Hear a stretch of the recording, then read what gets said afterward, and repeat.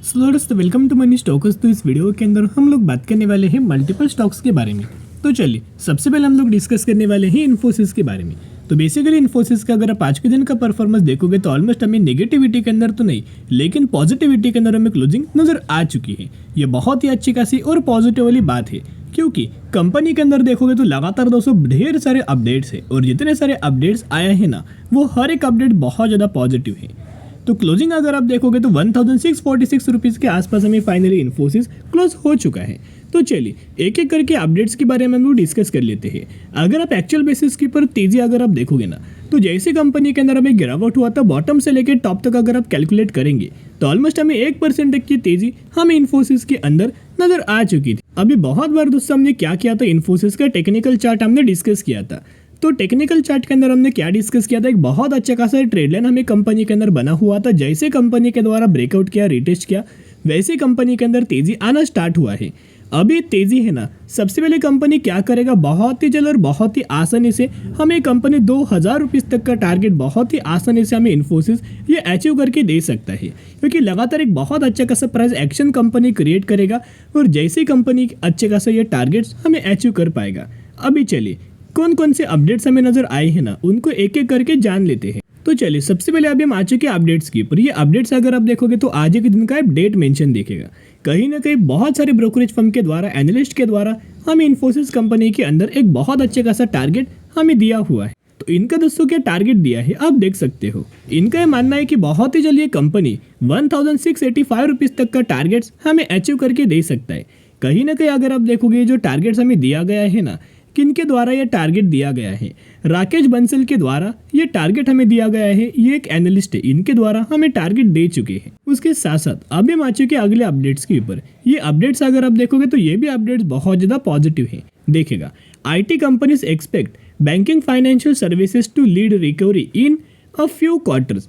यानी कि IT companies ये एक्सपेक्ट करके चल रही है, हर एक कंपनी का जो CEO है और जो MD है, कि अगले फ्यू क्वार्टर्स के अंदर IT कंपनीज के अंदर बहुत अच्छे खासी रिकवरी हमें बैंकिंग फाइनेंशियल सर्विसेज के अंदर आ सकती है। क्योंकि आप सभी को पता होगा कि बैंकिंग फाइनेंशियल सर्विसेज के अंदर यही वो सेगमेंट है जिन सेगमेंट की वजह से IT कंपनीज इतना बहुत अच्छा खासा परफॉर्म कर रहा था पास्ट के अंदर। जो पास्ट के अंदर जो IT कंपनीज ने जो परफॉर्म किया था ना वो किस वजह से किया था, बैंकिंग फाइनेंशियल सर्विसेज की ही वजह से किया था, क्योंकि यही ऐसा सेगमेंट है जो सेगमेंट बहुत अच्छा खासा कमाल का परफॉर्म करके दे रहा था। लगातार सबसे ज़्यादा जो रेवेन्यूज कंपनी जनरेट करता है ना IT सेक्टर का, जैसे कि विप्रो हो, इन्फोसिस हो, TCS हो, टेक महिंद्रा हो, HCL टेक हो, वो सबसे ज़्यादा जो रेवेन्यू जनरेट करता है वो बैंकिंग फाइनेंशियल सर्विस से दोस्तों जनरेट करता है। तो कहीं ना कहीं अगर आप देखो ऐसा स्टेटमेंट अगर जब भी आता है तो बहुत अच्छा खासा पॉजिटिव चीज़ माना जाता है, जिसके द्वारा जैसे जैसे इनके द्वारा बोला गया है कि अगले फ्यू क्वार्टर्स के अंदर हमें रिकवरी आएगा, वैसे वैसे कंपनीज के शेयर प्राइस के अंदर भी रिकवरी आएगा। जैसे कि फॉर एग्जांपल अगर एक कंपनी करंटली 1600 रुपये के आसपास ट्रेड कर रही है ना, उसके अंदर भी इंप्रूवमेंट नजर आएगा। फिर अगले क्वार्टर तक कंपनी 1800-1900 रुपये तक का लेवल अचीव करेगा, उसके अगले क्वार्टर तक 2200 रुपये तक का लेवल अचीव करेगा, उसके अगले क्वार्टर तक 2500 रुपये तक का अपना अच्छा खासा प्राइस टच करेगा, टारगेट टच करेगा। तो ये समझ लीजिएगा। उसके साथ साथ दोस्तों ये बोला क्या गया है, चलिए देख लेते हैं।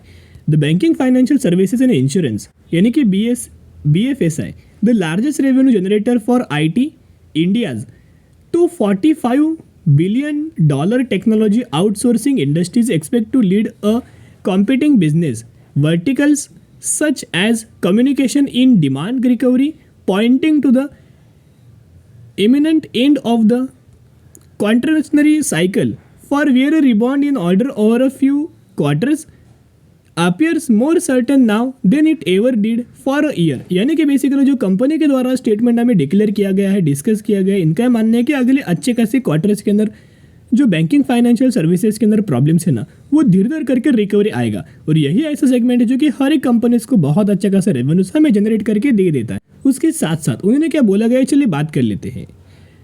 Infosys Financial Services vertical reported flat numbers in Q3 and compressed around 28% of the revenue share.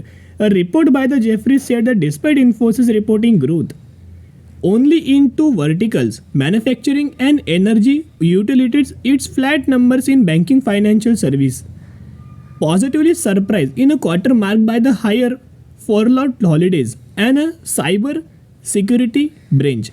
कहीं ना कहीं अगर आप देखोगे जो कंपनी के द्वारा बैंकिंग फाइनेंशियल सर्विसेज के अंदर जो नंबर्स थे ना, वो ऑलमोस्ट हमें फ्लैट परफॉर्म किया गया था, जिसके माध्यम से मार्केट इसे बहुत अच्छे खासा पॉजिटिव मान रहा है और पॉजिटिव सरप्राइज हमें मार्केट को मिल चुका है। तो होप्स जो अगला क्वार्टर आने वाला है ना, Q4 रिजल्ट्स का, उस अगले क्वार्टर के अंदर बहुत ही अच्छा खासा बैंकिंग फाइनेंशियल सर्विसेज के अंदर हमें कंपनीज प्रोवाइड करके दे सकते। उसके साथ साथ कंपनी के द्वारा बहुत अच्छा खासा हमें स्टेटमेंट दिया गया है। देखिएगा, the Infosys has positioned itself as a AI first company, says MD Salil परेख।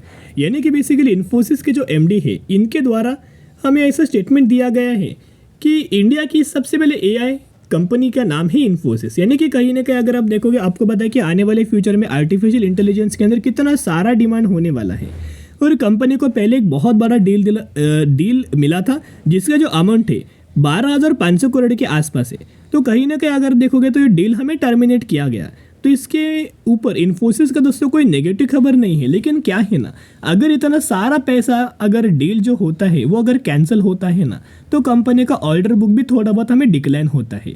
तो कहीं ना कहीं इसी की वजह से थोड़ा बहुत हमें डिक्लाइन हुआ इनके रेवेन्यूज़ के अंदर, इनका प्रॉफिट्स के अंदर। नहीं तो कंपनी बहुत अच्छा खासा परफॉर्म करके दे सकता था Q3 रिजल्ट्स के अंदर, लेकिन जैसे भी कंपनी ने परफॉर्म किया, मार्केट ने से बहुत अच्छा खासा पॉजिटिवली हमें रिवॉर्ड दिया हुआ है। तो इनका ये मानना है कि आने वाले फ्यूचर में आर्टिफिशियल इंटेलिजेंस के अंदर ढेर सारे ऑर्डर्स हमें मिल सकते हैं, ढेर सारे डील्स हम लोग साइन कर सकते हैं, जिसका ओवरऑल बेनिफिट हमें बहुत अच्छा खासा आने वाले फ्यूचर में हो सकता है। देखिएगा, इनका क्या मानना है, my sense is that what we are driving with a digital transformation with a cloud foundation will now be enhanced with an AI और generative AI transformation।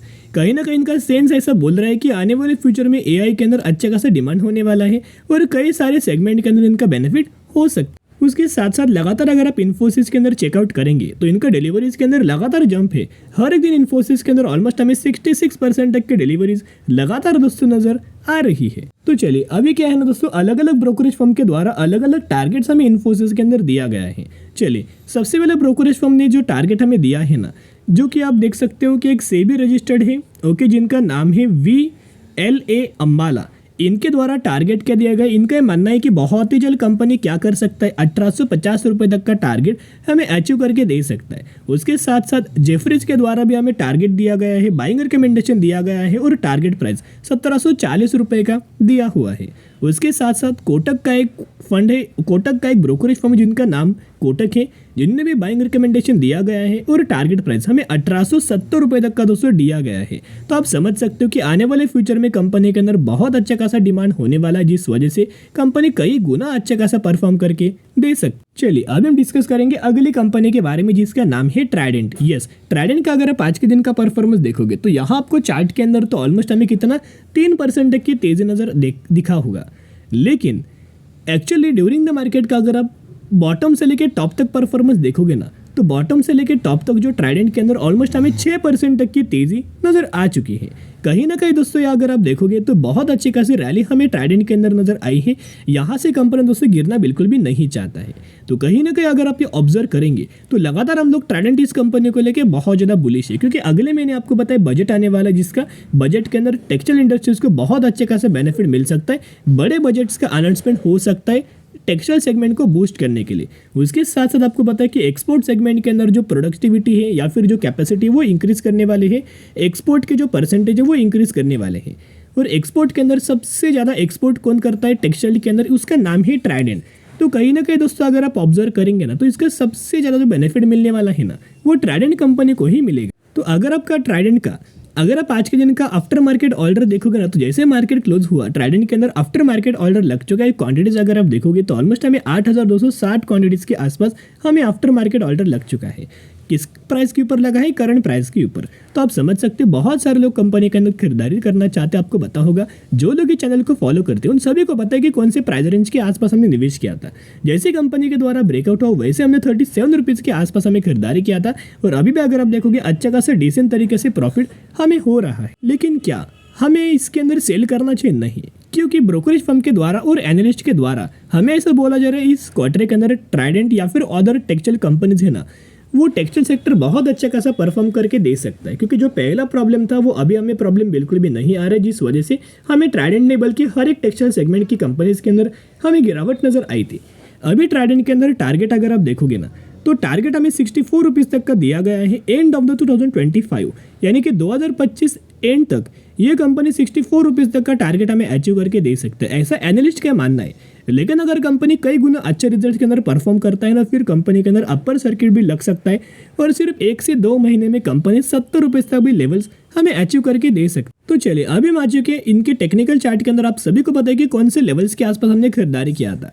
यहाँ अगर आप देखो, जब दोनों मूविंग एवरेज के आसपास जब कंपनी आया था सपोर्ट लेने, उस समय हमने खरीदारी किया था। ये जो लेवल्स आपको नजर आई है ना, लेवल्स थे 37 रुपीज़ के आसपास। कहीं ना कहीं यही लेवल्स के आसपास हमने खरीदारी किया था। स्टडी हमने क्या किया था देखिएगा, स्टडी हमारा ये था कि लगातार जब कंपनी मूविंग एवरेज के आसपास आता है, सपोर्ट लेता है, और ये सपोर्ट अगर आप लगातार ऑब्जर्व करेंगे तो लगातार लोअर हाई कंपनी क्रिएट हमें कर रहा है। आप देख सकते हो लगातार कंपनी क्या कर रहे हैं, अपर हमें लगातार ट्रेड करते हुए नजर आया है। इनका जो लो है वो लगातार दोस्तों अप शिफ्ट हो रहा है। तो आप समझ सकते हो कि इस तरीके से जो प्राइस एक्शन जब बन रहा है ना, हिडन तरीके से कंपनी अपसाइड मूवमेंट कर सकता है, ये हमारा डिसीजन हुआ था। और कहीं ना कहीं यही लेवल्स के आसपास हमने ट्राइडेंट कंपनी के अंदर खरीदारी किया था। आप देख सकते हो कितना शानदार तरीके से करंटली हमें रिटर्न मिल रहा है।